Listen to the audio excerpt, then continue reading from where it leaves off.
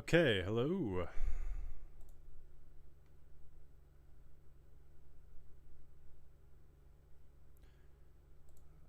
Hold up.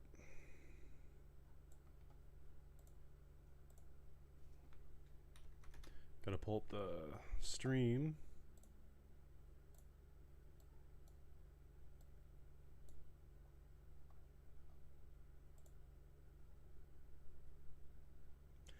Willow and Tim Nutting, welcome. Hopefully things are okay now. I changed the settings. I can't rank Attack on Titan characters yet. I'm limited to season 1. So yeah, I can't do Attack on Titan stuff. Let's not talk about Attack on Titan here because I don't want to be spoiled for anything in the future. So, thank you, Jalen Glass. Son of Thor's, welcome. Hopefully the stream is stable this time. I changed the encoder. I changed the bit rate. I changed all that stuff. So I'm hoping it'll just be nice and calm from here on out. Apologize to everyone who missed the first part, but basically to recap, I have a few different tier lists here. Just we're gonna hanging out, talking. Well, thank you, Goob. But yeah, I put Make My Story intro number 5 at B tier. It's my least favorite of the intros, and I put intro 1 and 6 at A tier. I'm going to put 1 above 6 just because I think 1, the nostalgia and the purity of it kind of outranks 6.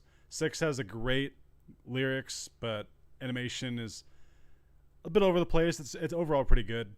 And then intro 2 is just an all-time classic. You got to put that in S tier. So here we go. Odd Future, number 4. Odd Future, if you ask me, I think it's probably one of the most... It's probably the fans' favorite intro of the entire show. I really, truly think that most people consider this the best intro in the show. And I can see why. Like, I still have vivid memories of waiting, because I remember the wait for Season 4 was pretty long. And when we finally saw the intro for Season 4, I was like, dude, this is hype. This is pretty good. Willow says D tier. I've seen a lot of anime, Omega, Croc. It would take a while for me to list all of them, though. Oh, thank you, AltXN. Appreciate it. I'm having a good day so far. Appreciate it. But yeah. Willow says D tier. I would definitely not put intro 4 a D tier. I would go at the... I'd probably put it above 6 and before 1. I love the visuals of All Might. This is the last arc time that we got All Might in his fighting form. I loved how it showed his like final showdown with All For One of the intro. It was upbeat. The animation, this is easily one of the best animated intros, I think. The lyrics, I think are okay. The animation definitely steals the show, I think, in this intro. Aspen, Bonnet, thank you. Appreciate that. I think Peace Sign is the fan favorite. Which one's Peace Sign? No, the first intro? Really? Is the first intro really the fan favorite? That'd be surprising to me. Okay, then. I would do the endings. I couldn't find, and I'll check after this. Once we're done with these tier lists, I'll definitely check the endings because I would like to rank those too. But yeah, number 4, I do like that intro a lot. It's very solid. I always thought, based on the views on YouTube at least, I think this is the most viewed intro. Is not intro number 4, and I think it's definitely deserving of the praise that it gets. So, I have to go because of school, but have an amazing day. I'll try to come back after school ends, sending lots of love. Well, thank you all. I appreciate it. Hope you have a great time in class. Hit the books and hit them hard. Just don't let them up. Just keep bashing at them. So intro 4, really good. Okay. Intro number 3, Sora ni Utabe. Number 1. I cannot tell you guys just how much I love this. I love this intro. I love how it starts off kind of somber a little bit. I love the beginning where it's blue. It's got that blue hue with All Might falling from the sky, and then him and Deku, they share like a handshake, like a bro handshake, and it's kind of like the first moment that Deku really feels like he can be on his own. Just that's season 2 in general for the most part, but and then you get like All Might standing alone, and you can kind of tell like his time's coming close to an end. And I love the singing. The singing is so beautiful in this intro. I love where it's like Sora ni Utabe, like the 2 times they do that lyric in this intro. So good. And I love how it has Stain in there, and it has Ida's arc. I'm biased, I guess, because Stain is my favorite villain, although I don't really consider him a villain. He's more of like an anti-hero, vigilante kind of thing. But if you do consider him a villain, he's easily my favorite. No questions asked. I really can't wait for him to come back. And it's just great. I really think he kicks ass. And I love the ending where it's like like it's just on the guitar and it's showing a flash of all the students. And I seem to have dropped the stream again, but I'm not really sure what that's for. I'm gonna keep going because I think the way I have it set up now is when it reconnects, it should be fine. There'll be a delay, but it should reconnect back to where it was. I think that's how I have it set up. So I'm just gonna keep going. But yeah. So if the stream drops 1 or 2 times here or there, I apologize. But yeah. Thank you, Undisputed Air. I appreciate it. And thank you again, Tangy Sauce, for the happy birthdays. Appreciate it. So we have 1 intro left. Again, intro 3 is my favorite. It's just my favorite of the show. I think it's awesome. And hold on, let me pop out this chat and put it where I can read it better.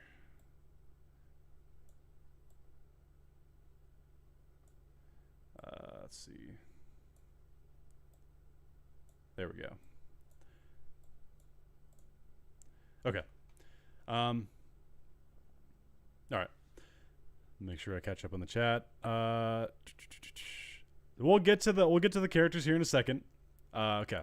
So here we go. Last intro. We have intro number. This would be 7.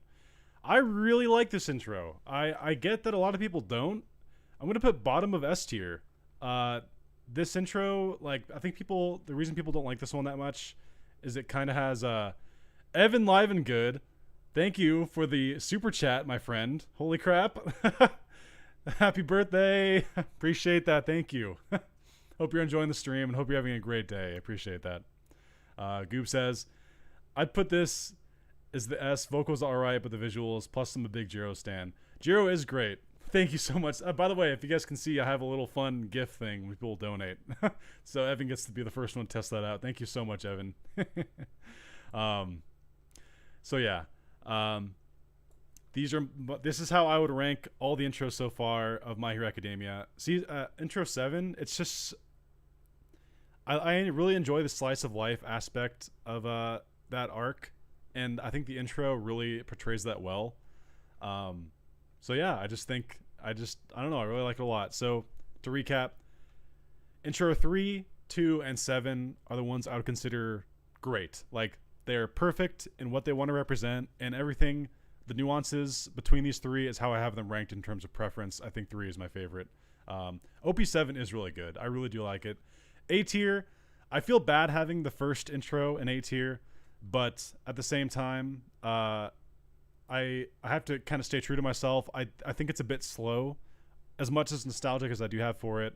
4 is great and 6 are great. 4 has great visuals and not a perfect lyrics, in my opinion. 6 has amazing lyrics, but not great visuals, like perfect visuals. And then 5 is just like, I don't know.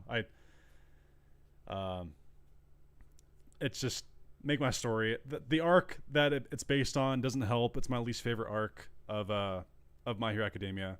But okay, guys. Now we're on the main event. The thing that I wanted to rank the most on this stream. And before I begin, I'm going to hit the hard record option because I do want to upload this to my channel on its own.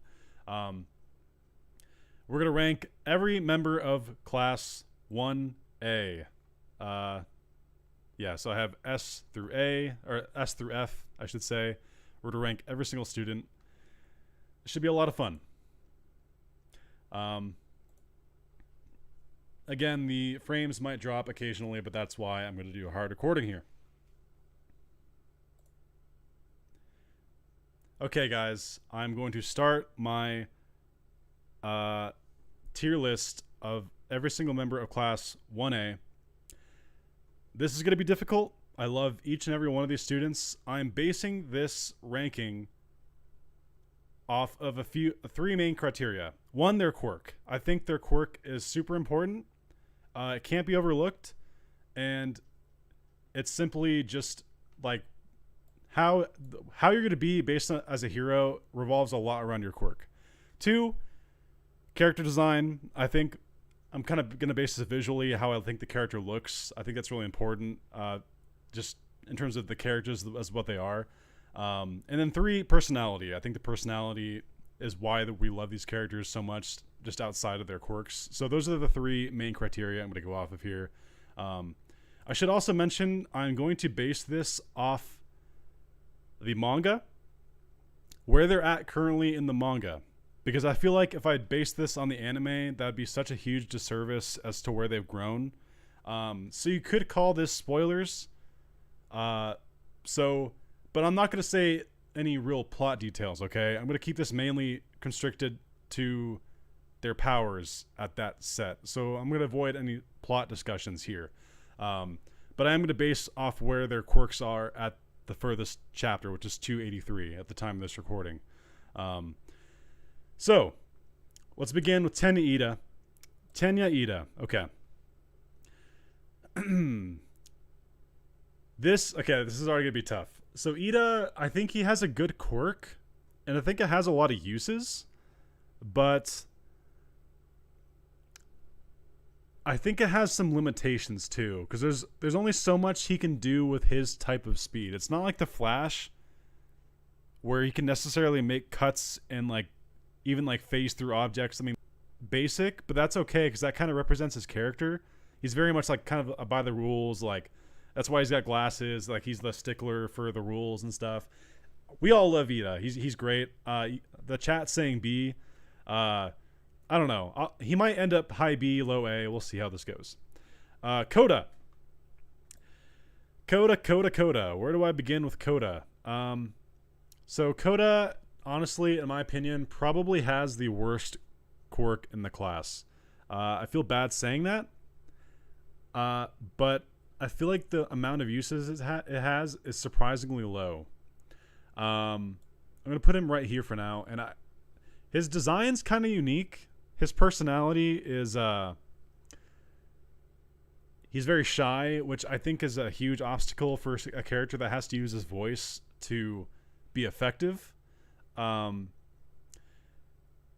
I just don't really foresee him being a great hero one day. So I'm going to put him in C. At this time in my head, I'm kind of thinking he has the worst quirk in the class.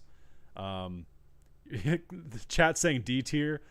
I don't know about D. Like, even having the worst in the class, it's really not like that bad. But I don't know. Thank you, Ayn Rose, for the happy birthday wishes. I appreciate it. So I'm gonna leave him there for now. We'll see how it shakes out. This will change when everyone's on the board. I'll kind of move people around. Denki Kaminari. So before he got his equipment, like before he got the ability to aim, like he got the dual disc like from Yu-Gi-Oh. Before he had the ability to aim, I would have probably put him honestly low B, high C, because the fact it made him dumb after using it and he couldn't aim it was such a huge hindrance. But with the equipment, I'm going to put him at top of B for now. F, he's so freaking lame. So people are calling for F tier. I don't know. I think electricity has so many good uses. And now that he's able to aim it and he raised his tolerance for it, I really do think it's not that bad. And I think it has a lot of room to grow. Like if you got a metal sword, imagine you could have like a lightning sword. There's a lot of different applications for it. Thank you for the happy birthday wishes, Jordan Wheeler. I appreciate it. So yeah, I'm going to put him in a B tier for now. Okay. Todoroki, A tier or S tier. I don't think anyone can really debate that. He's among the top 3 in the class in terms of just quirk alone. He's S tier. But his personality, I think, is super unique because most other people in the class are rather expressive and I don't want to say loud, but I like how he's so reserved. It's not like Koda, where Koda's shy.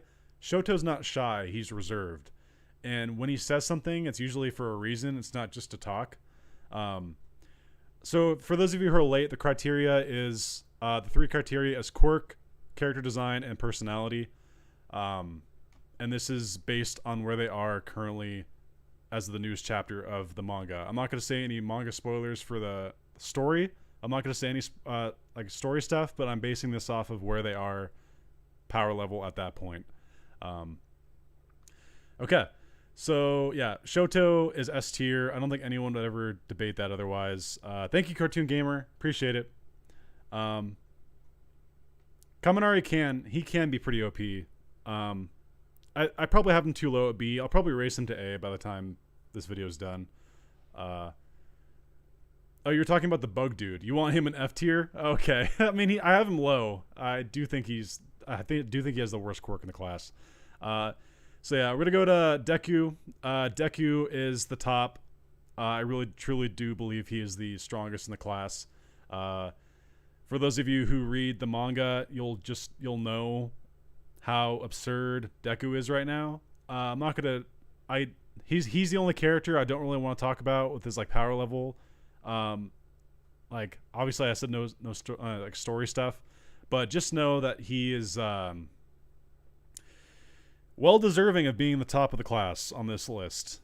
Again, this is as of chapter 283. So yeah, he deserves to be number 1. Bakugo, I'm going to put above Todoroki, which some people might have issue with. My reasoning here is I think that Bakugo is the better fighter. And now that's not everything. I think Todoroki's quirk has more versatile uses, especially the ice. Since the ice is a physical object that you can use for so many different things, like you could prop up a falling building with ice. You could protect someone from a flood with ice. You can make like a raft, like for people to float on during like he needs to work on trying to rescue people more, and he needs to work on like fighting more. We saw the whole confrontation the two had, but yeah, I do think that is important. But yeah, that's how I'd rank the top 3. Those are easily the 3 best in the class, no questions. So yeah. All right. Now we have Hagakure. Her quirk is always being invisible, and I don't know, like if she could turn on and off the quirk, I think that would help a lot. But the fact she's always invisible means that for her to use her quirk, she literally always has to like basically strip down to be totally invisible. And I think that's kind of a huge hindrance. If she could turn it on and off, I think that would raise the amount of situations it would be useful in. But the fact it's always on, that kind of sucks. And now I will say she does have the light refraction that we saw in season 3, where she can take incoming light and reflect it out. We don't know if she can do like make illusions with this or not yet, but she can definitely use it to blind her opponents. So she's better than Koda still. I mean, Koda's quirk isn't bad. She might actually be below him. What do you guys think? Oh, scroll up a little bit. Oh, you guys can't see S tier. Okay. There we go. Yeah, so I had those 3 ranked in S tier. Yeah, I think I might put Hagakure as the worst in the class, honestly. The fact she can't turn it off, and she really, the only like literal use for it is stealth, versus Koda, he could at least tell a bird to like go scout for him and get information because he can talk to the bird and stuff. Not to mention commanding an army of like insects and animals. So I'm gonna put Koda above. I think Hagakure has a better personality, and she's probably would be more likable as a hero. But yeah, I kind of do think she's probably the weakest in the class and has kind of the least potential. I feel bad saying that, but that's just kind of where I'm at on that. So yeah, Hantasero, tape elbows. I'm gonna put him at the bottom of. I'm gonna put him at the top of B for now. So Hantasero, I used to equivalent him to like the poor man's Spider-Man. Like he can literally do all the things Spider-Man can. Like he can like fling through from building to building with his tape arms. He can use it to make traps. He can constrain his opponent with them, like we saw with Todoroki in the sports festival. And from everything we've seen, the tape is pretty strong too. And I don't know. I feel like what he lacks in like raw strength, he kind of makes up for in utility. And I just think that is pretty useful. I'm going to put him above Kaminari for now, but I might... These 3, I'm kind of iffy on. I might switch them by the time we're done with this. But yeah. You think B tier? Yeah, I have him in B tier as well. We'll see. Rikudo Sato, Quirk, Sugar Rush. I have issues with this one. So, on one hand, like, getting strong just from the amount of sugar you intake, especially if you're able to get past, like, if you're able to train yourself to not have the drawback of losing your mental. It's like kind of like Kaminari, but Kaminari has gotten over that too, where using your quirk makes you stupid. Like, that's how it is for Rikudo Sato too. I'm gonna put them kind of back to back. I'll put him below Kaminari just because he doesn't have range like Kaminari does.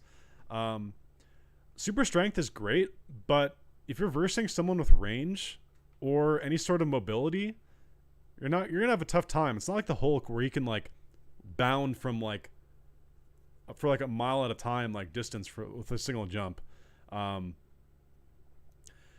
I would not put him at D tier. I think super strength in general is super useful, and I don't like. I think there's a lot of uses for it. I just don't. I'm not personally that big of a fan of it. Okay, so we have Jiro. Jiro, not gonna lie, I think she has a pretty bad quirk. It's kind of along with these 3, where it's like your biggest use is gonna be for stealth and gathering info.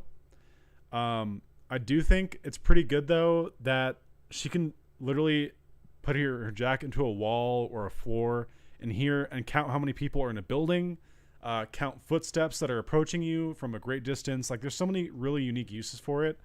I actually don't think the heartbeat sonar attack that she has is particularly great. But I mean, that being said, at least it gives her some options. That's pretty cool that she can do that. She also gets a unique kind of little plus in that. Did you guys know that her quirk was actually the first one that Horikoshi ever designed? The story goes that Horikoshi was walking home one day or wherever he was walking, and he thought, man, wouldn't it be convenient if my ear connected straight to my like music device or whatever he was using, MP3. And that was his first idea of a quirk, which is pretty unique. I think that's kind of a unique distinction for Jiro. Gore says Jiro in F tier.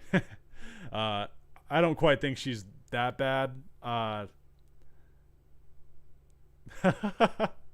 Jiro is I'm kind of, these are all, these guys can fluctuate. They're all kind of, I do think Hantasero is the best of them because he doesn't have a drawback to his quirk and it's still super useful. But yeah, I'm gonna leave that there for now. Aoyama. I used to think Aoyama was like one of the worst in the class, and I still kind of do. I'm gonna put him below Jiro. He had a great moment of raising my opinion of him in the second movie. He literally did like a Kamehameha blast at 9 in that movie, and it was so damn powerful. You think like, wow, this guy's actually got some hidden power. That being said, his body is not really compatible with his quirk, as we've seen in the anime. Like, he kind of said that was the case. I think they can be cut off, but I think they grow back, kind of like how a character we'll get to in a little bit, Shoji. I think that grows back, but I'm not sure. I actually don't know about that one. Yeah, her hair also does have the little wavelength stuff in it, so that's a pretty good design choice. Yeah, I'm gonna put Aoyama at the bottom of B tier. If his body was more compatible with his quirk and he was able to actually really go hard on the training, I think that he'd be a little bit higher. His personality is kind of weird. He's kind of a weirdo. I don't know how many people like him as a hero. Like, oh, that's my favorite hero, Belly Button Man. Like, as he stuffs cheese in their mouth, you know? So he's gonna go there. Tokoyami, S tier, bottom of S tier. Dark Shadow is such a damn amazing quirk, honestly. Like, obviously there's the drawback with it being hard to control in the dark, but dude, he's a high schooler right now. He's like 15, 16. He is going to, I really truly think, master Dark Shadow. And there's so many different applications for Dark Shadow. The fact it can literally go out from his body from great distances. He can use it to rescue people in a building way above. He can use it to attack someone while he's safe from far away. It's basically two bodies at once, and one of them is like an ethereal black body that can shapeshift. And I just think there's so many damn options. Not only that, but he can cover his body in the Black Abyss armor or whatever he calls it, which is awesome. We saw him go like Wolverine mode in the second movie. It gives you armor. It makes you stronger. Not only that, but even in the uncontrollable rage form at night, provided hopefully there's no innocent people around, it'll destroy like most villains, as we saw. It killed Moonfish. It didn't kill Moonfish. It knocked out Moonfish in the camp training arc. So that was pretty awesome.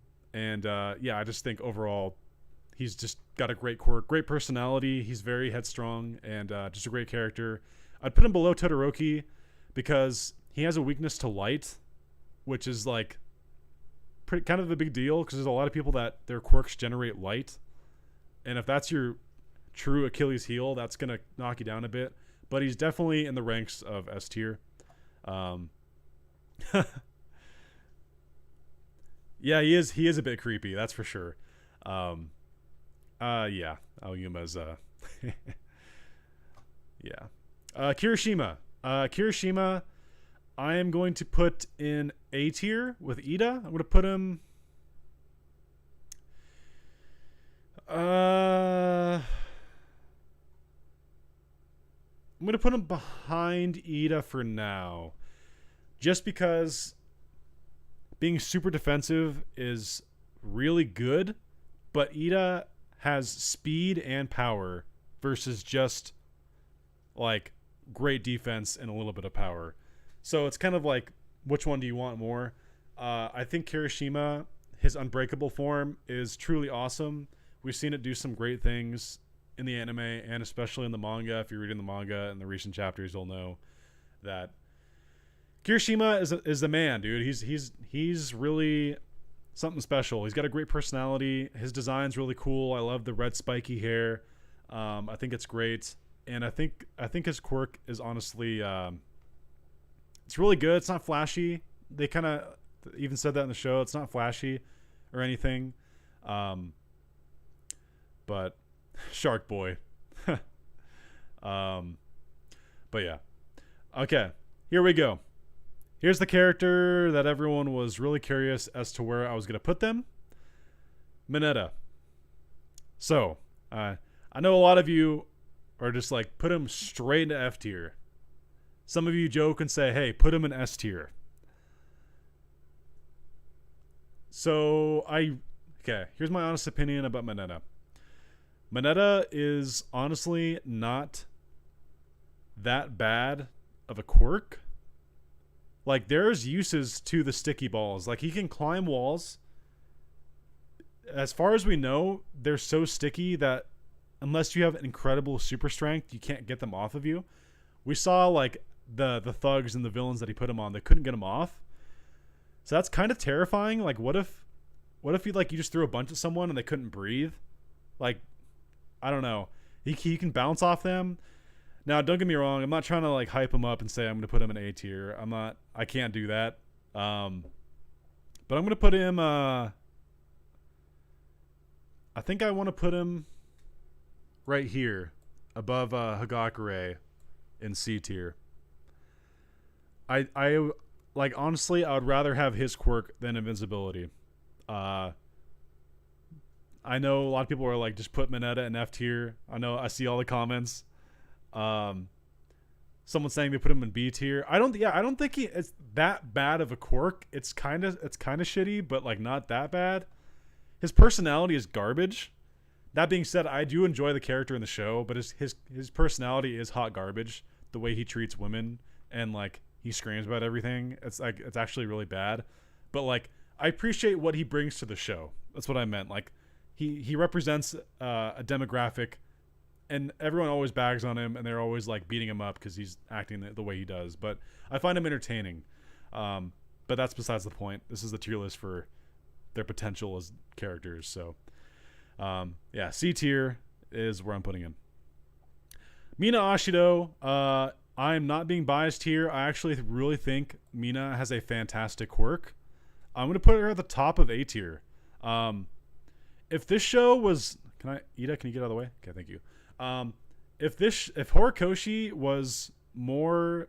like, if he went all out with what people can do with their quirks, Mina honestly has the quirk that could kill people. Like, literally, it's acid.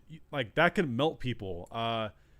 So, just on the power aspect alone, it's incredibly powerful. She has just as much damage potential as, like, Todoroki, honestly. I mean, Todoroki can cover more area with, like, the ice and whatnot. But I really do think acid is an incredible attack move. Not to mention she can use it to skate around and be more mobile. And not only that, but it's great for defense, too.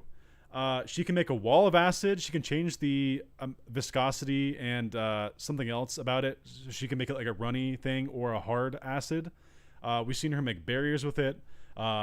Hiro, hey, welcome. Oh, I'm sorry. I put Jiro in that tier for you. Thank you so much for the dono.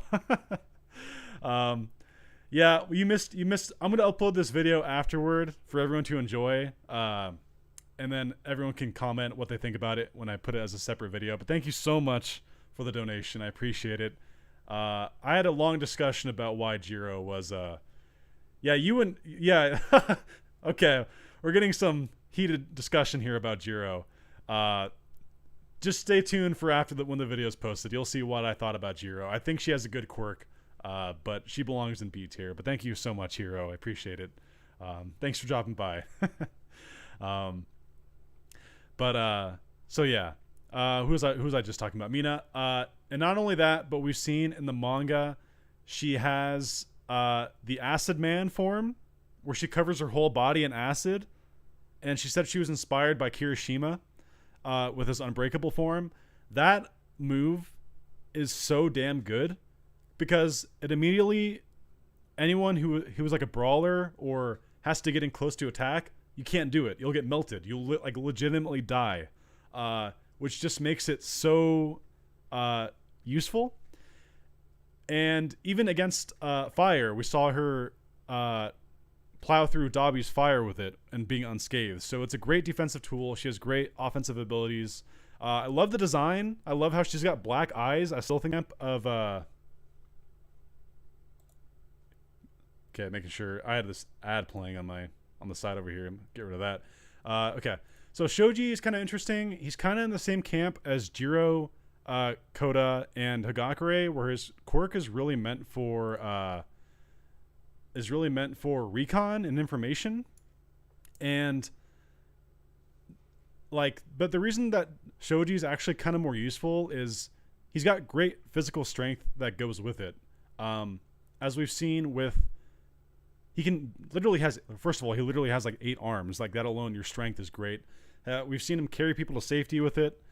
And the parts that he duplicates, like the ears and the eyes, he's able to see far, he's able to hear far, and he can do it in many different directions. So unlike Jiro, who can only use it for sound, she has better hearing than he does, obviously. Shoji can see and has strength that goes with him. Design-wise, people think he's kind of creepy, but like, I think it's kind of humbling because he doesn't like. I hate when people are ridiculed for the way they look, and he's such a humble and kind character. I'm gonna put him in B tier. I'm gonna put him. I'm gonna put him above Sato. Can I do it? Okay. Yeah, I think he belongs solid in B tier. I really do think that his quirk is better than people will give him credit for. So yeah, I'm gonna leave him there. I think he deserves it. He's a great personality. Okay, so now we have Ochako Uraraka. Uraraka is interesting. I really do think that Uraraka has a good quirk, but she really underutilizes it. And what I mean by that is she literally has the ability to nullify gravity. But when you nullify gravity, it does not nullify the mass that that object has. It still has the mass that it has. It just nullifies the gravitational effect. So why doesn't she carry around like a metal bat like that weighs a ton, but she just makes it like 0 gravity? And when you hit something with it, it's still hitting with the force of 1 ton bat, but it just doesn't weigh anything. You know what I mean? Like the mass effect, not the game. The mass effect of the bat would still be weighing a ton. So she has such great potential for her quirk that I'm going to put her at the top of B tier. I think if she really tried to be more creative with her quirk, she's got a great personality, so she'd be great as a hero. Her design is kind of plain, but I think that plays into the character she is. I'm going to put her at B tier. She has potential to move up to like bottom of A, but yeah, I think Ochako Uraraka is a very solid class 1A student. So yeah. Okay, so we got Froppy, Tsuyu Asui. Kind of an all-arounder. I really think that she has kind of like Sato. She has kind of like Spider-Man abilities. She can like climb on walls, and she can shoot out her tongue to either like wrap around people or to attack. She lacks kind of severe strength. Like she's not really an attacker, like a brawler. She's nothing like that. She'd be really good for recon. Like she's better than Hagakure for so many reasons, because she can turn invisible too. Granted, she has to stand still. I don't think she can like run around when she does it, but she can like camouflage into whatever wall that she's on. So she has part of her ability.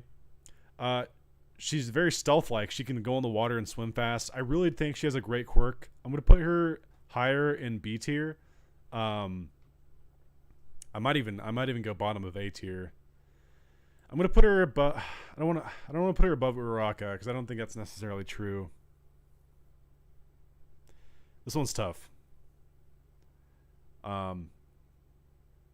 Yeah, she could. That's another thing with Uraraka. She could make her armor lighter as well.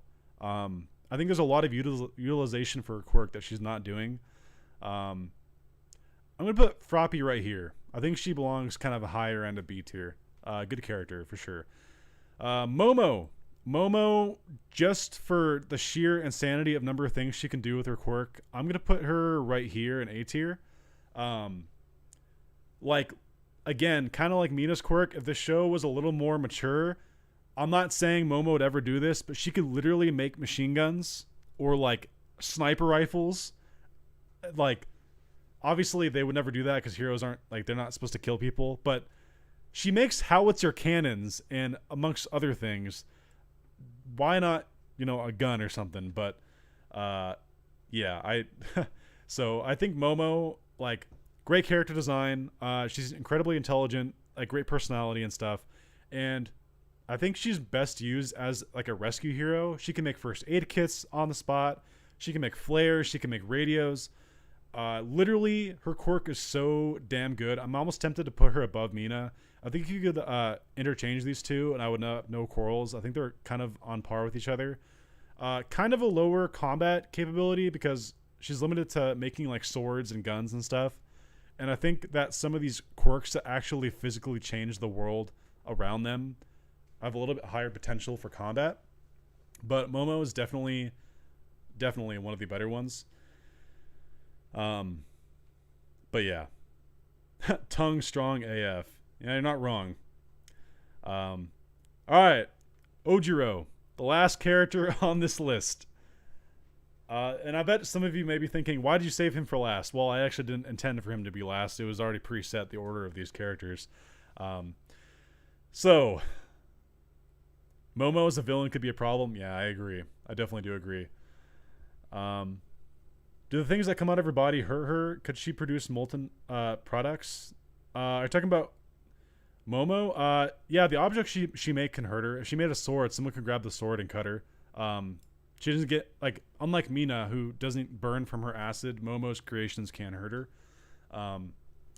So I guess that's another knock on the character, but that's pretty niche scenario-wise, I suppose. So, Ojiro. Quirk tail. Man. Where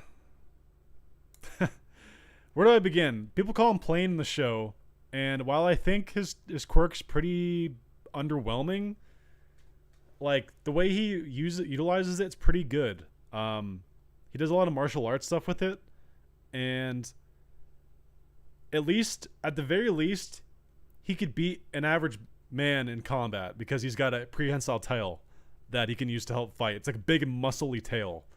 I'm gonna put him above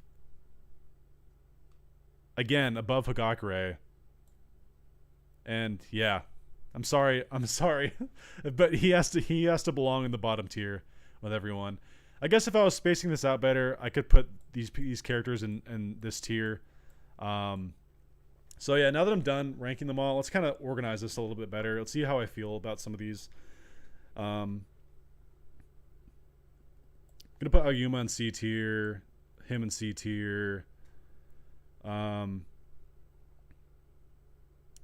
Shoji, I'm gonna put at the top of C tier. I'm gonna leave Jiro there. I kind of think anyone can chop it off. Problem. You know what? That's true. But you could argue that for anyone. Like, you could cut off anyone's arm. Like, you could cut off Todoroki's arm and he couldn't shoot fire anymore.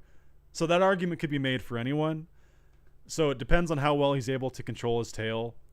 I would argue that the tail lets him maneuver better, so it actually prevents him from being attacked in such a way more often. But no F tier. I kind of want to put Hagakure in F tier, but I think having a quirk is better than nothing. And I feel like F tier would be for people who don't have quirks. I mean, I might have to... If we're going that way, though. If we're going that way. Oh, yeah. That's one way to put it, Gore. If we're going to put people in F tier... I feel bad. I feel really bad putting Hagakure there. But... I think this is my list. I think I'm happy with this. B tier is kind of like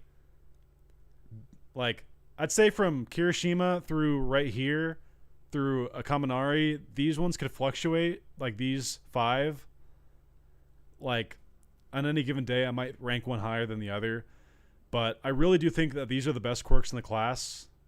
Even Ida, super speed is super useful, and he's got a lot of strength behind it too, so that's why he kind of deserves a higher spot. But yeah, I think these are the elite quirks of the class, if you ask me. So yeah, that'll be my class 1A list.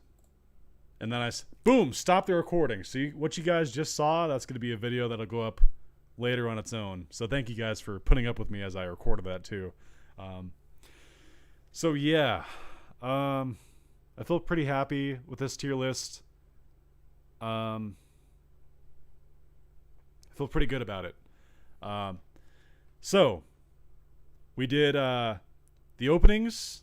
We did the Class 1A. And I'm going to see if I can find the outros real quick. Hold on. Get rid of that for just a second. Let me see if I can find the outros. MHA outro.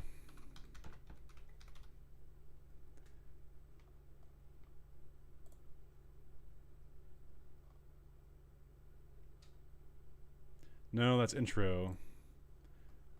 1 second. I think this is the one that was outdated though. I think it's missing some. Oh no, it's on here. Okay, I found a list. Sweet. Let's bring that back. Okay. Oh wait, no. Wait, okay, so no, some of these are intros, but that's fine. How many of the outros do they have? Wow, they have barely any of the outros. Hold on. I'm going to have to find... If they don't have an outro list, that's fine. But I kind of wanted to rank those two. There's one more tier list I do have planned. It's for manga readers. So if you guys don't read the manga, just be warned, that one's going to have spoilers. But let's see if I can find... Okay. Alright, so I found one. That... includes the intros. We're just simply not gonna rank the intros. We already did that. So first we have, oh wow, the way they rank this is kind of funny. S tiers never skip. Like you never skip that's some high praise. All right, so we're gonna have to be kind of careful because we don't want to put something in S tier just because we like it. That's one you never skip. Is there an outro here that I never skip? Well, we're gonna find out.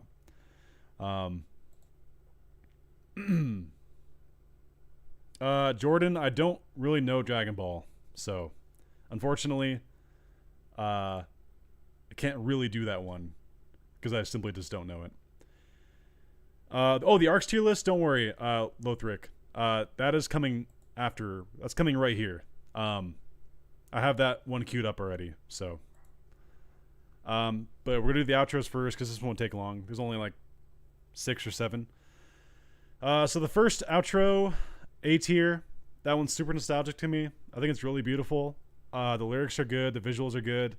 I can't put it in S tier though, because I do sometimes skip it. Very quick, I'm going to take a quick 30 seconds. I'm going to grab some water, because I ran out of water, so. I'm still here though.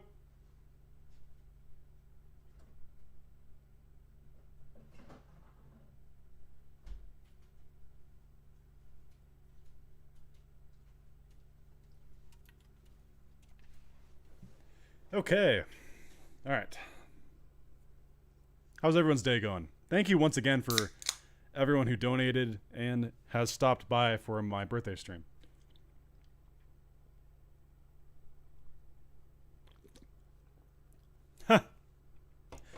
Goku at number 1. I mean, I'm pretty sure he's like the number 1 anime character of all time. Although I'd still take Saitama, because until it's proven Saitama can lose, you know, I'm gonna leave him at the top spot. Okay.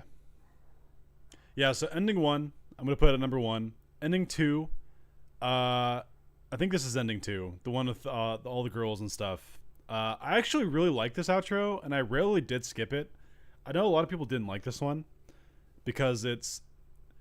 I will say, as much as I like this one, there's some episodes where it's like a really emotional, like, intense episode, and then this one will play, and then it's like, well, that doesn't really fit, like, because it's very uplifting and upbeat. So that's a knock against it. For now, I'll put it at the end of A tier. Although, I'll put it at B tier. I think it's a good one. I do enjoy that one, but sometimes it doesn't thematically fit with it. Dante Crowder, thank you for the happy birthday. I appreciate it. I love you. Thank you so much. Okay, so outro 3. This one is famous. This one's really famous because this is the medieval one. A lot of people love to make fan fictions and stuff about this one. This is where like Deku and everyone are knights and mages, and they like fight against goblins and dragons and stuff. And Bakugo's riding a dragon, I think, at one point. This one's a classic. That's an A tier for sure. I really do enjoy that one. I skipped it fairly often. That's because I feel like it's kind of long, and I wasn't always in the mood to watch it. But in terms of the animation and like the theme of it, it deserves an A spot for sure. So, yeah, we'll put that one there. Let's see. Outro. I'm not sure what outro number this is, so this would be the first one of season 3. So this would be outro 4. I do not like this outro. Visually, it's okay, but my God, I am not a fan of the way it sounds. We're birthday twins. Poo Humps. Crazy name, by the way. Happy birthday to you as well. That's cool. So yeah, this outro I really don't like. I'm gonna put it in C tier. Honestly, I kind of want to put it in D tier. Actually, no, it has to be an F because I always do skip it.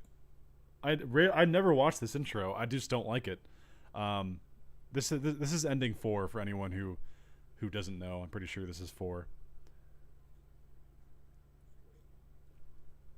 They should make a movie about that outro. The medieval one, yeah. It's like, I wish they would do stuff like that more often, where it's like completely, it felt so unique. Also, that pairs with Sora ni Utabe. That's my favorite intro, and this was the outro to it. So those two, probably my favorite combination the show's ever had, which is really, really unique and cool. So that's great. Let's see. So yeah. Outro 4, I do not like that one. The visuals are okay because it's kind of a unique like comic book drawing. I actually don't mind the visuals, but the way it's sung just bothers me for whatever reason. So outro 5. This is the one where Deku's on the beach with All Might and stuff, and it shows him kind of running in slow motion. Some people don't like this one. I actually really like this outro. This is a really in terms of the lyrics, this is probably one of my favorite ones. The visuals are kind of basic because it just kind of shows stills behind him as he's running about like a bunch of different characters. Yeah, I do really like that outro a lot. Would you rather have God tier visuals for an intro outro or God tier song? I'd rather have a that's tough because they go so hand in hand. Because the point of an intro is to get you into the mood of the show, and especially if you're like if it covers an arc that's like you want the intro to get you hyped for that type of arc, whatever it is. So it's kind of tough to say. By the way, am I cropped okay on this? Kind of go up, I guess. Here, I'll zoom in a little bit. So yeah, it's kind of tough to say. TBH. Yeah, so I like that outro a lot. It's really great. I know a lot of people don't like it that much, but yeah, I do really like that one personally. Let's see. The first outro of season, so this is the last outro of season 3. Okay, so here's the first outro of season 4, the one with Eri. So when I first saw this one, I did not like it that much. I thought it was way too grungy, like the guitar and everything. The visuals are very like dark, but as the arc unfolded and the way they were portraying Eri's predicament, and after I actually went back and kind of gave it a better look at this outro, It really grew on me. I think it's a B tier. It's really solid. I think it tells a sad story about Eri and like what happened to her parents, and I think overall it's pretty beautiful. So yeah, it deserves a spot in B tier.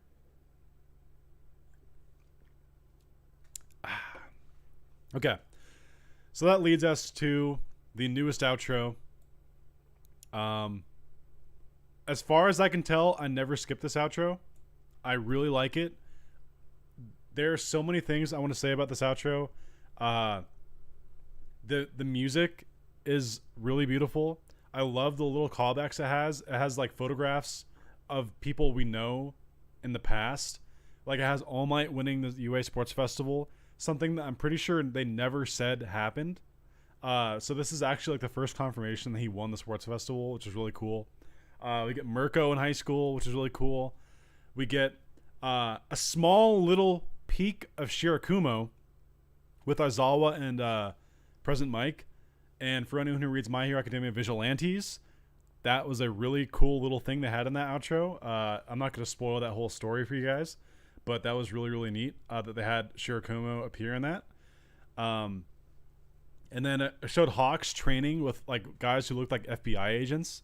So that kind of makes you think that he was trained from a really young age. And it shows like Todoroki hugging his mom with Endeavor looking all menacing. I just think I just love that outro. There's so many great visual things in that. So yeah, this is how I would rank the outros for the show. So yeah, hopefully guys are enjoying this so far, because we're about to dive into the big meat and potatoes here. So to recap, here's my list for the intros. Here was my list for the UA students. I'll upload this as a separate video. And then here was my outros. So Willow, thank you so much for the birthday cake. It's funny because I actually do have a cake that my mom picked up. So it's a Vikings cake too. It sucks they lost, but it's like themed Vikings, like happy birthday. So thank you, Willow, so much. Appreciate that. Also, thank you for helping to moderate. It means a lot to me. On like, I don't know if you've been doing it specifically on the Attack on Titan videos, but just in general, being a moderator, appreciate it. So same goes to you, Ian. I think I have another mod in here too. Maybe not here today right now, but I do have other mods. So, oh yeah, the burn photo was great. For anyone who has any suspicions about that burn photo, people pretty much assume that was Todoroki's lost son. So yeah, that one's done. This one's done, and this one's done. That leaves us ranking the arcs of My Hero Academia. So before I say anything here, I just want to say this is going to be a spoiler segment to the stream. If you don't want to know what happens in the manga of My Hero Academia, do not watch this section of the stream. Because, well, you know, gonna be talking about stuff that hasn't happened in the anime yet. And this is stuff that's gonna be season 5 and season 6. So, all right, if you are ready for me to start, give me a fat 1 in the chat. I'll take a nice break and stretch for a second. Tim is the other mod. Yeah, I thought Tim was in here. I just didn't see any recent comments, so I don't know if he was still here. I did check though. Yeah, Tim is a mod though. But yeah.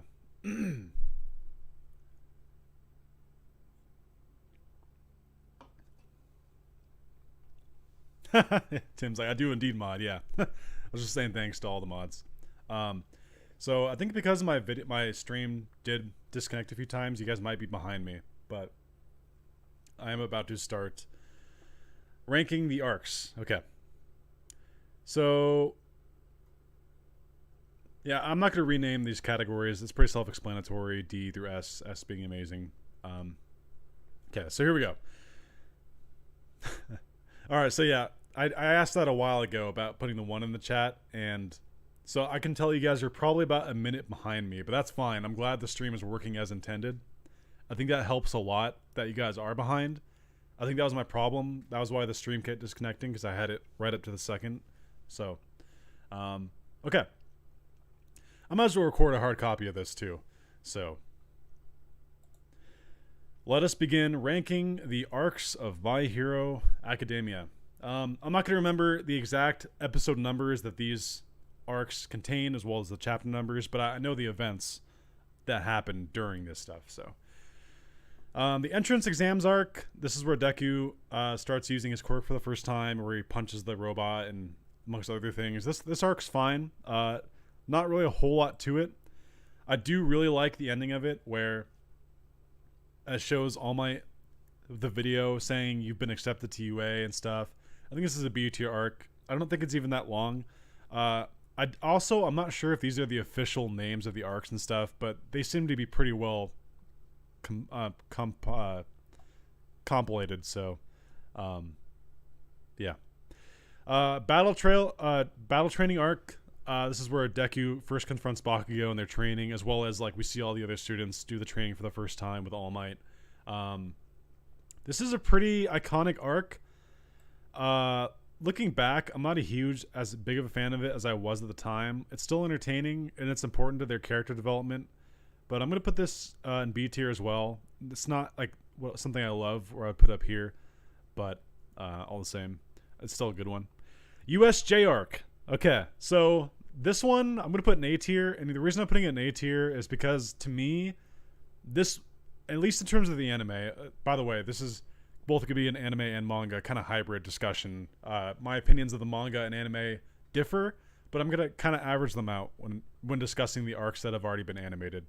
So the USJ arc, interesting enough, while it was good in the manga, the anime actually brought it to life really well. It made the Nomu fight literally one of the most iconic moments in the anime, because this is the first time you see All Might really go all out and show what he can do, and that's still one of the most hype moments of the show.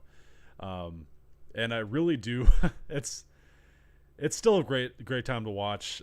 You see Deku and stuff fighting for the first time against villains, and it really is a monumental moment. It has aged a little bit in terms of the animation, I'll be honest, but it's still a great time. And Shigaraki, seeing him where he is then, kind of childish, but still kind of creepy looking with all the hands on his face and stuff. Really great stuff. I do like the USJ arc a lot. I'm going to put that in A tier. It might, by the time we get to the end, it might go to the bottom of A tier, but UA Sports Festival, S tier.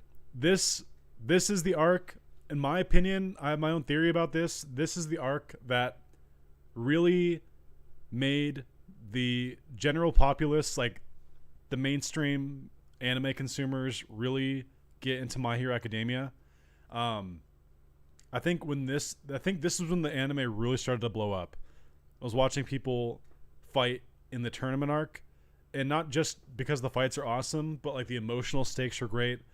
Todoroki's episode where he fights Deku and it shows his past is still like a top 5 episode all time for me, and I think that's the case for a lot of people. It's so well done visually, emotionally. The pacing is great. I also think that this is when the show was doing the best at adapting the manga to the anime. Like, it followed the emotional beats that the manga had, but brought them to life perfectly for the anime. I can't say that's ever happened since then for the anime. The anime has had up and down moments of being great, not being great, in terms of like getting the emotional feel down. But like season 2, really, it was honestly great. Back in my heyday, 5 hits would have been enough to knock that guy out. But today it took more than 300 mighty blows. That's the dub translation regarding the USJ arc. I just love that so much. I'm also a sucker for liking All Might and when he's able to fight and stuff. So, thank you for the birthday wishes, Tough Gator. Appreciate it. Yeah. So I think my theory is this is the most important arc in terms of bringing it to a different level of popularity for the anime audience. I still really truly feel that it came at the right time, and it put My Hero on the map. Honestly, next we have the Hero Killer arc. I'm gonna put it right below the UA Sports Festival. Not quite as good, but still great. Stain, still my favorite villain of the entire series. I don't really consider him a villain in the sense because he doesn't go out to do villainous things for the sake of evil and seeking power. He's actually trying to do it to create a better world, as warped as his actions are. And I just find him so fascinating. I think they really did a great job showing Ida's struggles and the fight in the alleyway where all three, Todoroki, him, and Deku, were fighting against Stain. I love Stain's interactions with Shigaraki. Yeah, so I do agree that I think season 2, from beginning to end, is still the best season we've ever gotten of My Hero. Season 3 has higher moments to me in some areas, but like the second half of season 3 let down. We'll get to that stuff. But yeah, Stain is so great. I love his character. He's still so unique, and I really hope we get to see him again in the manga one day. He has been name dropped recently. I think somewhere like at the end of the Endeavor Agency arc. I think it was like right after that, before the newest arc. He was name dropped. So, yeah, the landmine scenes is great. I agree. Vikings all the way. So yeah. Final exams arc. This was the end of season 2. I enjoyed it. I thought it was pretty good. It's nothing amazing, but I did really enjoy the Bakugo and Deku fighting All Might fight for their test. That was definitely the best moment of it. The rest is kind of whatever. I kind of skimmed over a lot of the other encounters that the students have. Oh wait, the Momo Yaoyorozu Rising episode with Todoroki was really great, where they were taking down Aizawa. I thought that was really, really well done. Yeah, very, very solid overall. I think it's only spanned like 8 episodes or something. So, yeah, I'm gonna put it at top of B tier. I think it's fun, a lot of fun. It's a good time. So, okay. All right. So the camp arc. I don't think it's actually called camp arc. I'm pretty sure this is like the camp arc with Kamino Ward, because I thought Kamino Ward was his own arc. But in terms of just the manga, it's really short, but I love so much the Kamino Ward arc. All Might's last stand against All for One is perfection in terms of the manga. The anime was really, really good too, but the manga, it was so perfect. I love that image of All Might standing like deflated after blocking that attack for that innocent bystander, and as the world sees what he really is. Absolutely bone-chilling moment. This is I'm kind of ranking this one just off of the manga, because the anime did both of these really well too. By the way, the camp arc was really good with the villains attacking, all great stuff. Deku versus Muscular, great moment as well. A lot of great fights, just back to back to back, like a lot of emotional stakes. This was a great, this rivals the UA Sports Festival to me as like the best moment that the anime has ever seen, as well as like the manga too. Like you could go back and forth on these. I'm gonna go below just because the sports festival was so unique. Like anime have done sports festivals before, but I think that the angle they went with this, the other anime have done tournaments before, I meant to say, but the way that they handled this tournament was very interesting, and I found it very riveting. But I have an extreme soft spot for All Might's last stand against All for One. I thought that was just such a great moment. Best Genius, my boy. Yeah. Pretty much RIP Best Genius. We still haven't been confirmed his fate, but presumed dead. I can't read this tiny text. Provisional license arc. I know that's what it's called, but I think it's what they typed here. This is infamous for being a lot of people's least favorite arc. And I'd be lying if I said I actually didn't like it either. Or I'd be lying if I said I did like it. I mean, there's parts of this arc that are good. Gang Orca is great. This introduced us to Anasa, who's an awesome character. And I love the Aoyama moment in the anime where he fires the laser into the air and tries to sacrifice himself for Ida, and all Class 1A appears to help him. That's honestly one of my favorite moments of the show. But everything else, the pacing was pretty slow. There's a lot of filler type stuff in this arc. I'm not a big Kami fan. I'm also not a fan of Toga at this point in her like character development. She gets better later on, as we'll talk about. But I just thought overall this is kind of like the weakest arc that we've seen. So I'm gonna put that in D tier. I'm gonna get a really controversial pick right here for Overhaul. I do not like Overhaul arc that much. I never really thought of Overhaul as like a great villain. Mainly because I never really got behind his motives.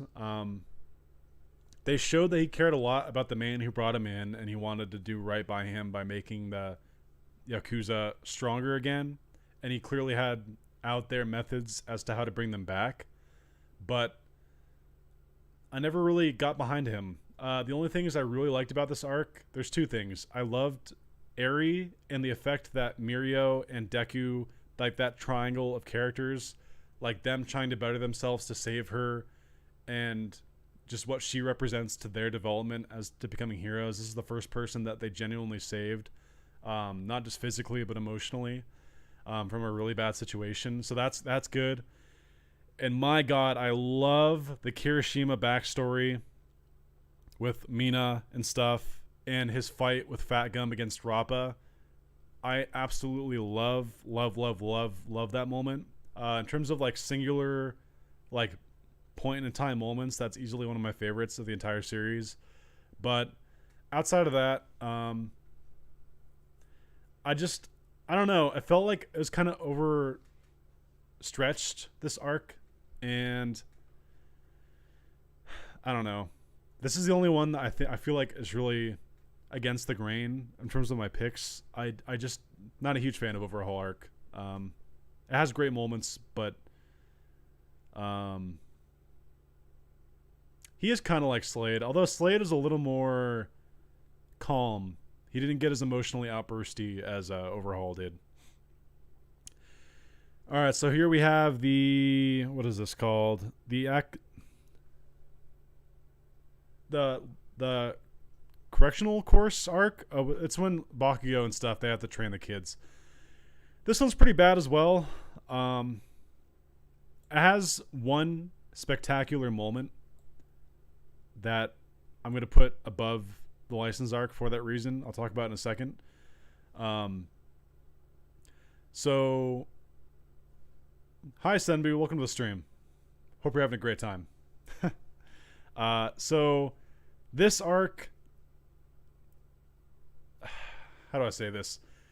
The one great thing about this arc was Endeavor's talk with All Might about what it means to be a symbol of peace. Because if you ask me, this was the moment where Endeavor really starts to go down his path of redemption. And there's a whole different debate about whether you think Endeavor can be redeemed or not. I personally think anyone can have a second chance. Obviously, like I don't condone people who murder people or beat their kids and stuff like that. I'm Endeavor to actually never murdered anyone, but you know what I mean. I don't condone that. That's obviously really terrible, but I admire the fact that despite everything he's done, and acknowledging that even if his family never forgives him, and he'll never change the opinion of others, that he still wants to be a better person moving forward. I like that despite the fact that your prospects of moving up in terms of how people view you may never change, but you can still be a better person and you still do it anyway. You go through that effort. I feel like that's so great. And this is the first moment where Endeavor really showed that. When he's talking to All Might. As for the main stuff that it was focusing on, though, like Bakugo, Todoroki and stuff, is whatever. They're training kids, and I don't know. There's some slapstick humor in there, and it's just like, I don't know. It's fine, but this isn't where Todoroki and Bakugo really shine in their element. Yeah, I like Lothric saying in the chat. I really do think that was such a great moment for Endeavor that's the only reason it's not the bottom. I think that moment is so important, and it's really overlooked because it's not flashy or anything. But I just find that moment so impactful and important. UA Festival. So a lot of people don't like this one. They don't like how it's a slice of life. Some people don't like Gentle Criminal. I personally really like Gentle Criminal. I really like the music aspect of it.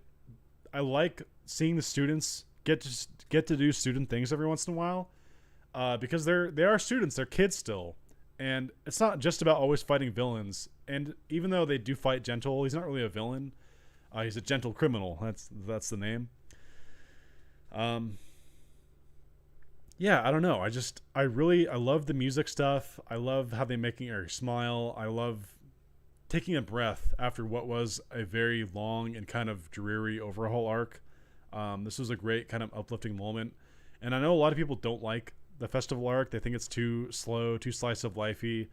But I don't know. I think there's a lot of unique little moments of development. Gentle Criminal is awesome.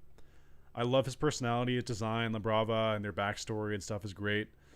Yeah, I don't know. I have a soft spot for this arc personally. And I wouldn't change anything about it.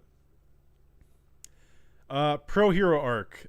This is where Endeavor makes his debut as the new number one. I think this also has the Billboard charts and stuff. We saw half of this, so we're now at the point where the anime is basically ended. We saw half of this animated. Well, thank you, Sembu. I appreciate it. Much love from France. Wow, a long way away. Thank you for stopping by. I appreciate it. That's very kind of you. So the Pro Hero arc, I'm still kind of salty about this. I've talked about this in my anime reactions. I'm not a fan of how they kind of cut this in half. They squeezed half of this in for the finale. I get why they did. They wanted to finally get a season finale that actually had a hype moment. Because none of the other season finales of My Hero have ended on a hype moment. And don't say season 1, because season 1, the Nomu fight was not the last fight.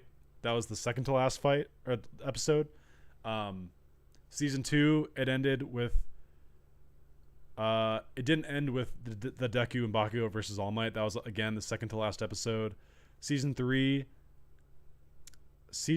how did season 3 end? I can't remember how season 3 ended specifically. But season 4, the fight was so well animated. They did a great job.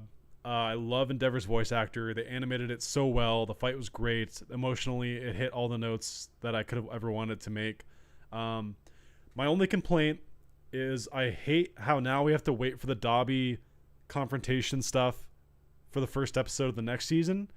Because, okay, here we go. We're now into the spoiler territory. So if you don't read the manga of My Hero Academia, I'm about to get into spoilers here.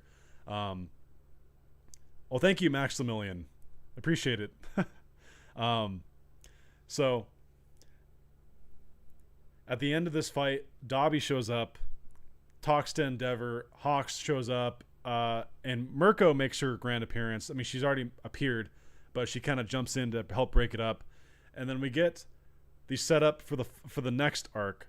I mean, not the next arc, but we get a setup for things that are going to come to fruition here pretty soon. So yeah, overall, it's solid. It's like a B. Actually, I put it up here, top of B. because the fight with Endeavor is great, but I'm kind of salty about how they treated it in the anime by like having to squeeze half of it in at the end. Now I have to wait, so I'm putting it here out of spite. Otherwise, it might have been bottom of A tier. So yeah. Now we get the joint training arc. Another arc that people are really kind of divided on. Some people love it, some people hate it. I actually really love it. I'm gonna put this at the bottom of S tier. This is such a great arc. Because, first of all, I'm biased. Class 1A is like my favorite aspect of the show. I think it's the heartbeat of the show, I should say. Where I just love seeing all these students, how far they've grown. Like just everyone from like Tetsu to how he can withstand Todoroki's heat that he's developed. I love seeing Mina like get a great moment to shine with Deku's team. How she's literally taking out like a bunch of the people that they're fighting in Class 1B. Shinzo finally comes out of the shadows here. He's been a non-factor for a while in the series. He finally steps into the light, and we see that Aizawa has taken him under his wing and is training Shinzo, which is so great. He's got the new device. He's got the cloth that Aizawa uses. And most importantly, we get Deku discovering he has another quirk. The Black Whips appear. The Black Whips appearing was such a hype moment, especially having Uraraka jump in to save him, which is a nice change of pace. And then Shinzo saying, "Hey Deku, let's fight." Like he's saying, like to answer me so I can control you, and he helps knock him out of it. There's just a lot of great moments. I love the fights. I love the individual. The competition between Class 1A and Class 1B is awesome. I cannot wait to watch this animated. It's gonna be great. I from the comments I can tell a lot of people aren't the highest on this arc. I like this arc a lot.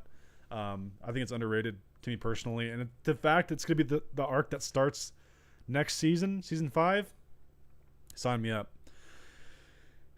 Okay, I'm gonna get another sip of water. I'm gonna take like a 60-second break.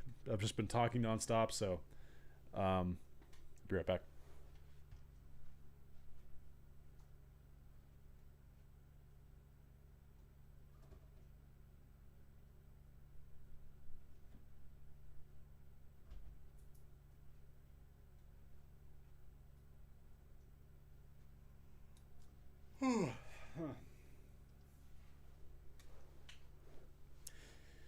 So yeah, hopefully you guys are enjoying my rankings of all this stuff. How long have I been streaming for? Let me check.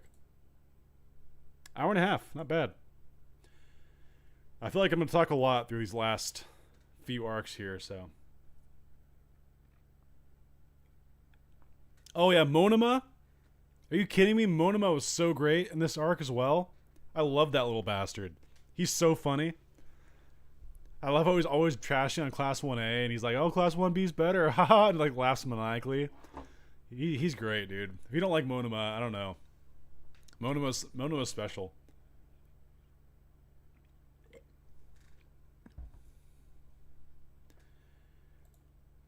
Yeah, Maximilian, if you're just showing up now, I'm not a huge fan of Overhaul Arc. I talked about that a lot. Feel free to check the stream after it's like uploaded and stuff. You'll see my explanation as to why that is. But yeah, I'm gonna lose my voice by the end of this stream. I think I can already feel it going.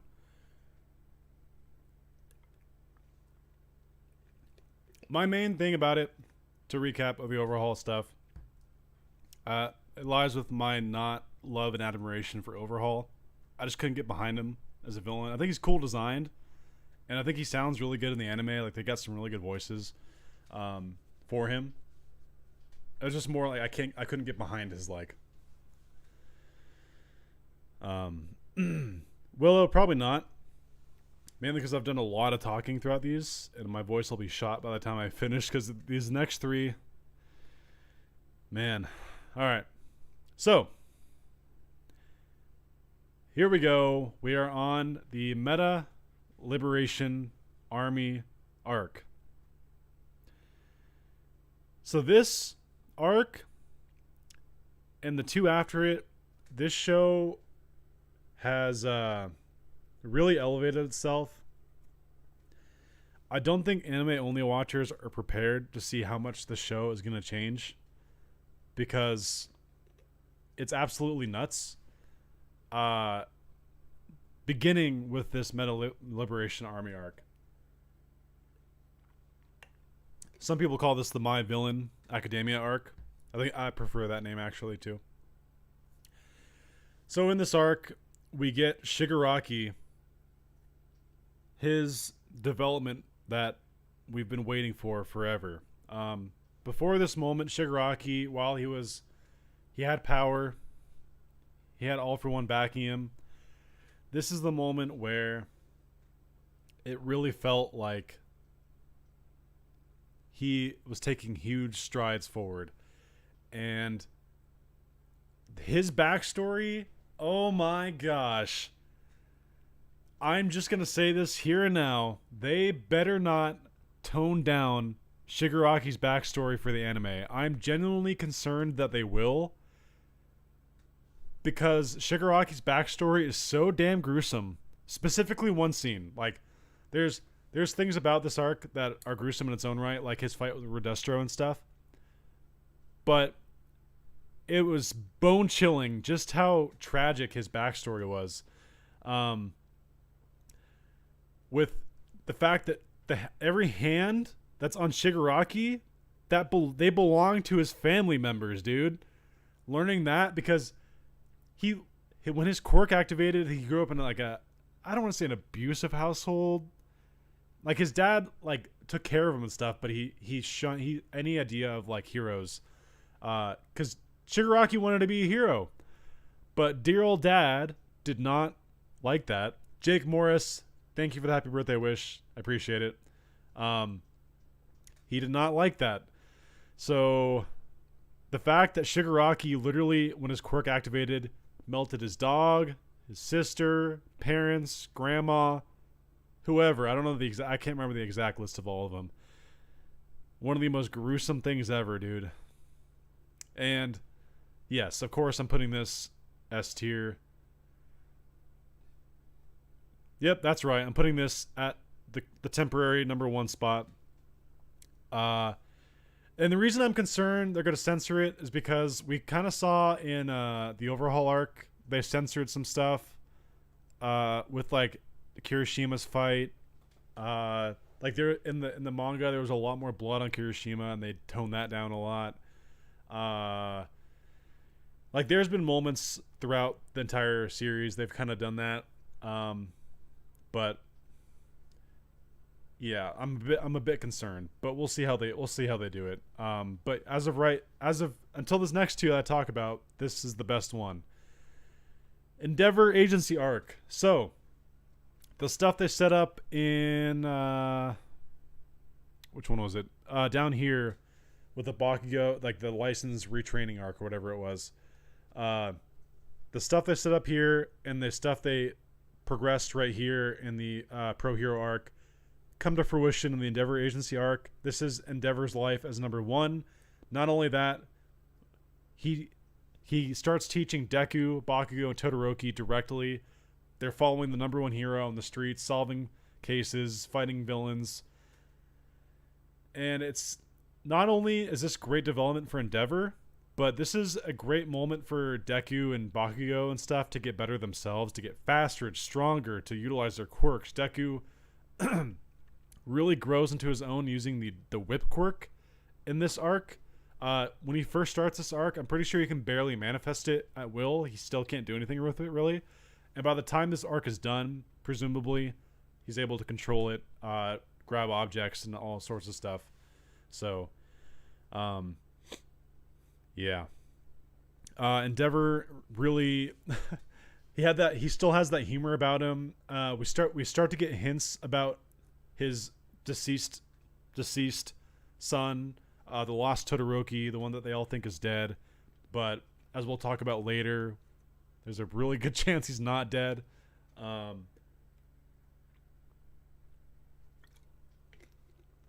Oh yeah, I forgot to talk about the Meta Liberation Army.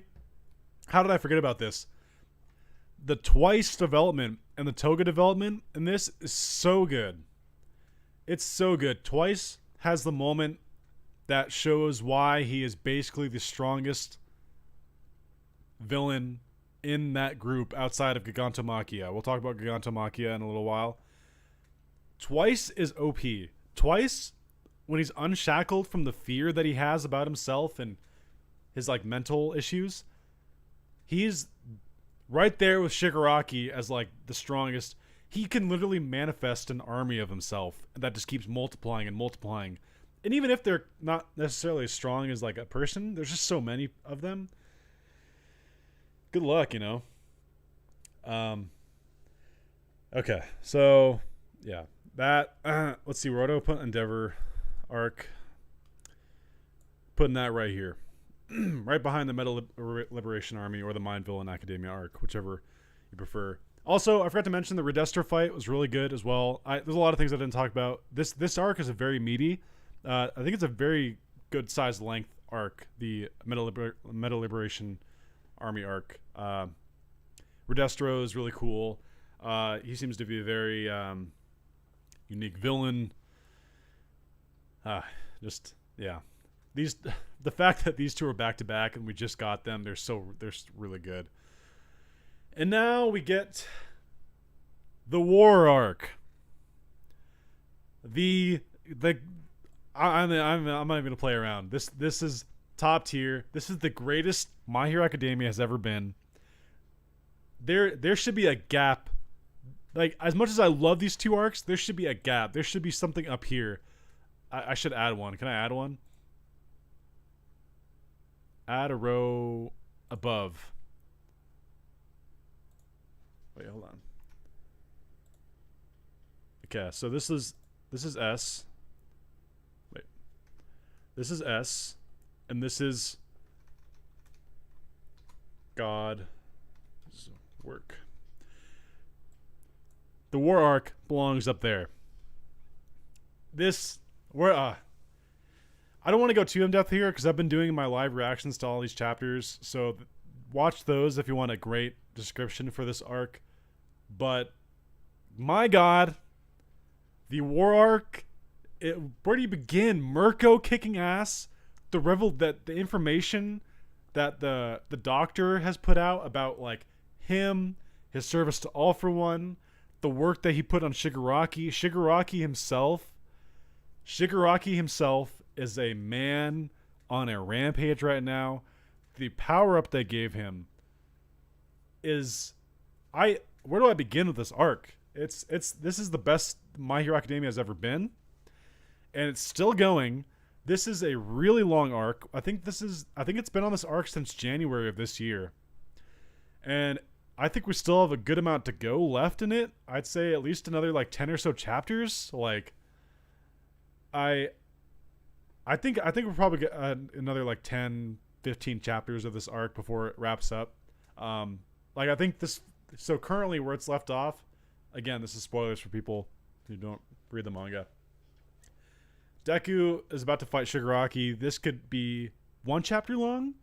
It could be 5. We don't know. It could be anything. We don't know. Depends how they want to cut back and forth with.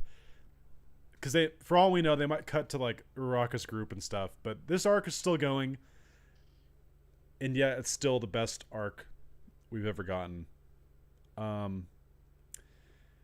It's just amazing. That's all I gotta say. And I don't know. What do you guys think? Now that my whole list is out before you, I'm gonna sit back in my chair, sip on some vitamin water, and just relax, chat with you guys. What do you guys think? You can't rank until it's done? Where do you have it now, though, like tentatively? Oh my gosh. That might be the most sad I've been in this series. Twice's death hit me hard. I was sad about Night Eye. I definitely was, but I wasn't like broken up about it. Best Genius was sad too, but I wasn't really attached to him. But Twice, the way they had Twice die, it was so sad. With his connection with Toga and all that. That was so sad. So freaking sad.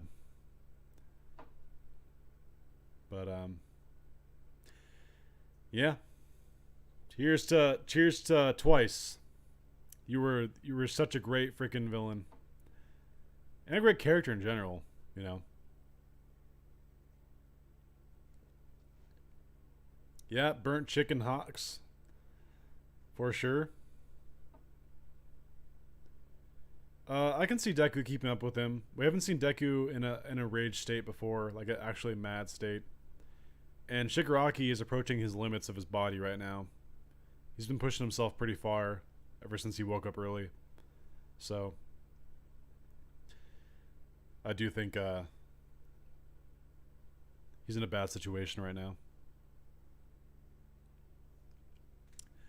But yeah, today was a fun stream. A good section of my birthday in the books with this one. I don't know. I thought I had some fun doing the tier list for My Hero Academia and stuff. Giganto on a rampage. Oh my god, the Mina and Kirishima moment with Giganto coming full circle. That was really satisfying to me because I already told you guys in the overhaul arc that was one of my few shiny moments. Oh yeah, Uraraka, Toga using Uraraka's float to kill that one lady. That was awesome.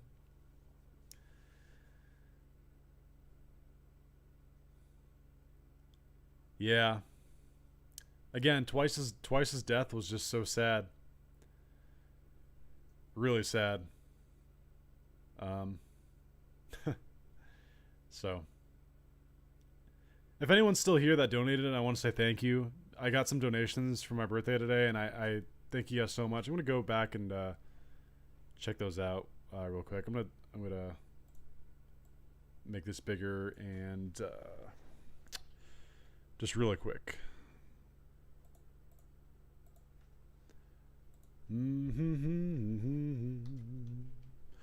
Do. I'm gonna say thank you to all those people again.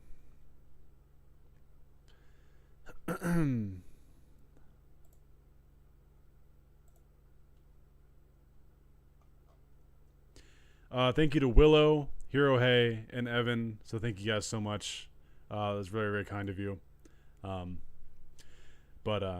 Yeah, today was fun. Today was a good stream.